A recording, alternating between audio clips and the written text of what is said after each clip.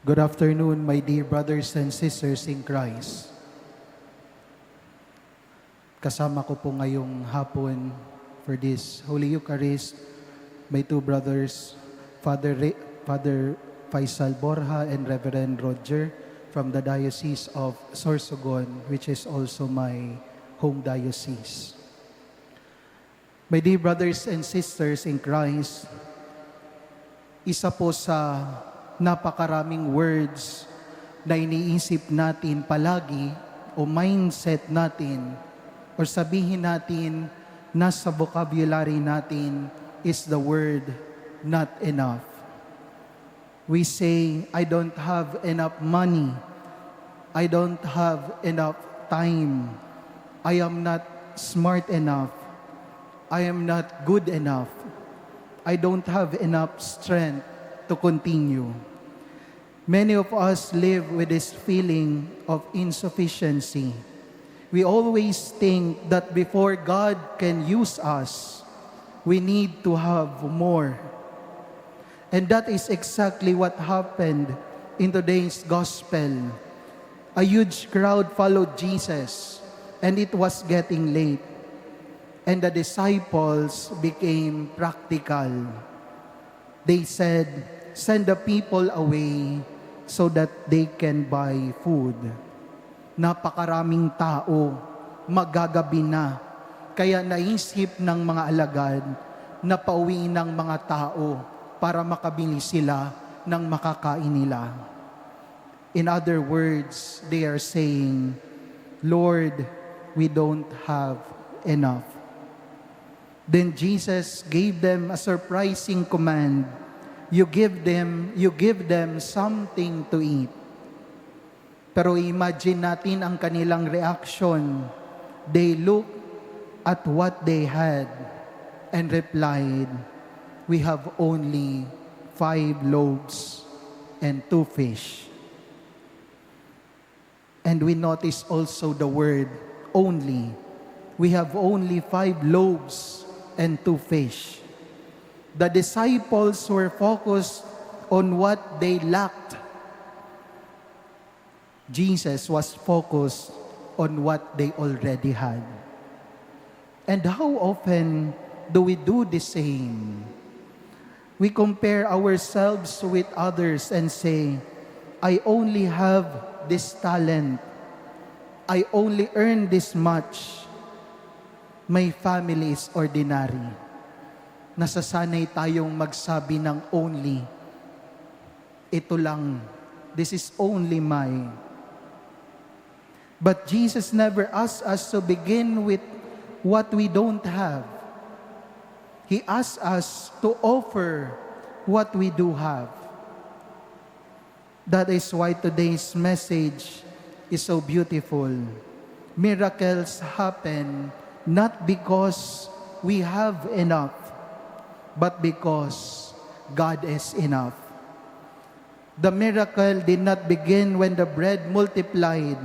The miracle began when the disciples placed their small offering into the hands of Jesus. 5 loaves and 2 fish were never enough for more than 5,000 people. But in the hands of Jesus, what was insufficient became more than enough. Brothers and sisters, God still works that way today.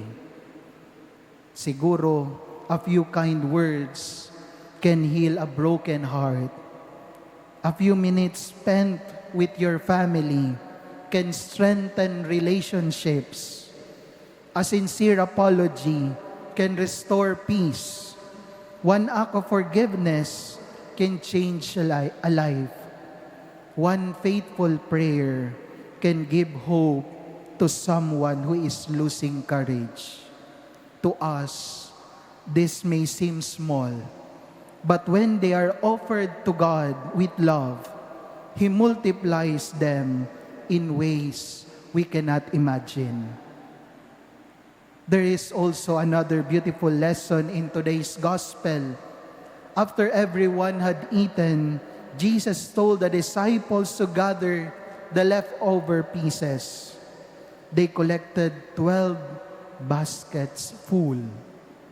And why did Jesus not simply make the exact amount of food? Pwede naman yung para sa eksakto lang na pagkain para hindi masayang. Because Jesus is not only a God of barely enough, He is a God of abundance. His grace is always greater than our weakness. His mercy is always greater than our sins. His love is always greater than our fears. Sometimes we pray, Lord, I don't think I can handle this. And God gently replies, you are right, but I can. That is faith. Not believing that we are strong enough, but believing that God is faithful enough. So today, Jesus asked each one of us the same question. He asked His disciples, what do you have? Maybe all you have is a tired heart. Maybe all you have is a broken family. Maybe all you have is a simple talent, a small income, or a little faith. Bring it to Jesus. Don't wait until you think you are perfect. Don't wait until you have more. Offer your 5 loaves and 2 fish today. Because when our little is placed in God's hands, it becomes more than enough. So whenever you feel inadequate, remember, miracles happen not because we have enough, but because God is enough.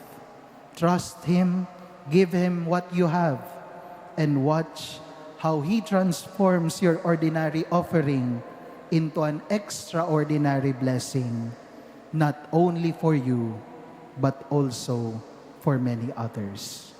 Amen.